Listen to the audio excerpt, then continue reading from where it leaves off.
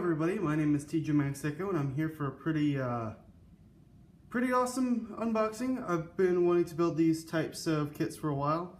I've got the RB79 ball twin set here.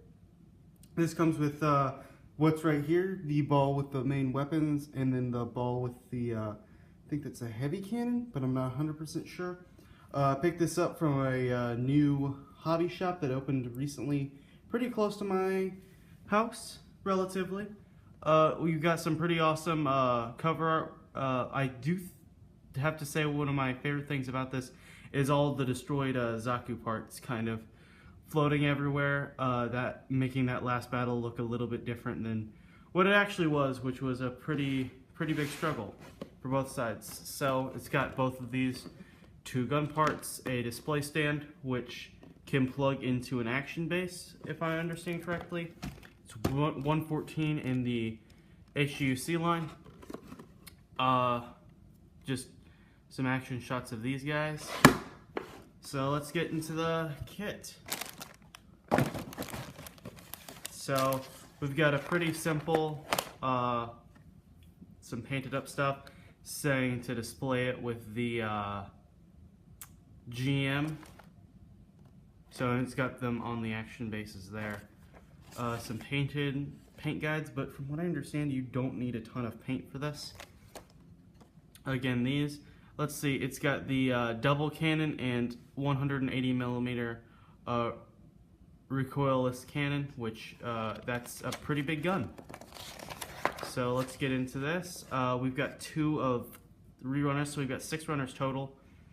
These 2 are in that kind of off blue, if I understand correctly. Or one of them might be red. Yes, so I think this one is multicolored. Gray, red, and got the clear parts. Some pretty basic construction. I do have to say the one complaint I have for this kit is it doesn't come with a molded pilot like some of the other kits that have an exposed pilot area do. It's a little bit disappointing, but not like a huge problem. It was more of a, oh, that seems like an oversight on Bandai's part, but not really a huge one. So then you build the weapons. I think you only get parts for 1 of each, but I'm not 100% sure. Then it shows you how to build the action base, or its little display stand. Then it shows you how to connect it to an action base, which is you just kind of plug that in. You got the 2 different versions, and you basically just build the same suit twice. So let's get into the actual part guide. The parts for this. So as I said, you've got that off, not quite gray, not quite blue. You've got 2 of these runners, so I'll only talk about the one. Like I mentioned as well, there's no molded pilot or anything. Not sure how well you guys can see that, but it's just a seat, which is a little bit disappointing, but not like a huge problem. It just in past kits they've had an exposed pilot that you can paint up or just kind of leave there. It seems like kind of a significant oversight, and that's just coming from me though. Then in that same color, you've got runner C, which has some of the arm, I think just the arm units and this action base piece. So if I understand it correctly, all of this is just for the arms, and then this is just these 3 pieces are the base. But all that's pretty straightforward.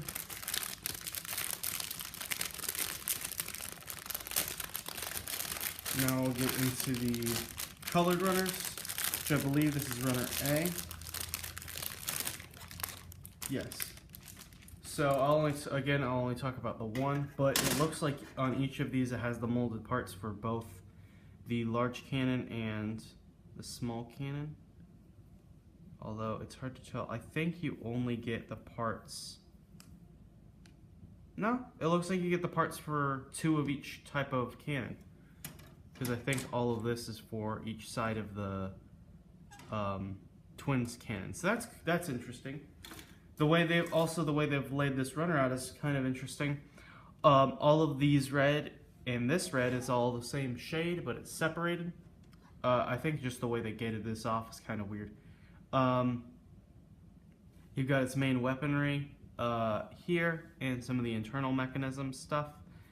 I don't know if any of this is exposed though.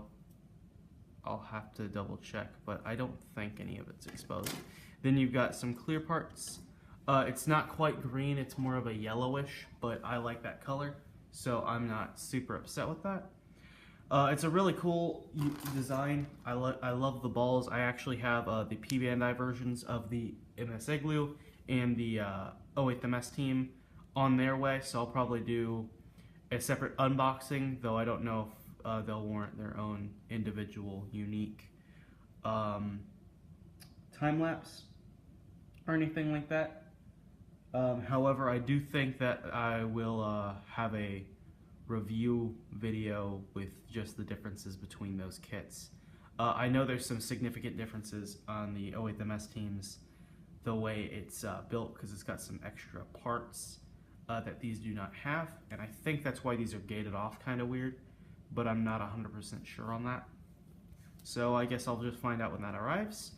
Other than that, there's not a whole lot to talk about. Again, the one thing that bothers me in this kit is it doesn't come with like a hinge mechanism. Well, another thing that bothers me with this kit is it doesn't come with like a hinge for these cockpits to open up, and it doesn't come with any sort of mini pilot figure that you can paint.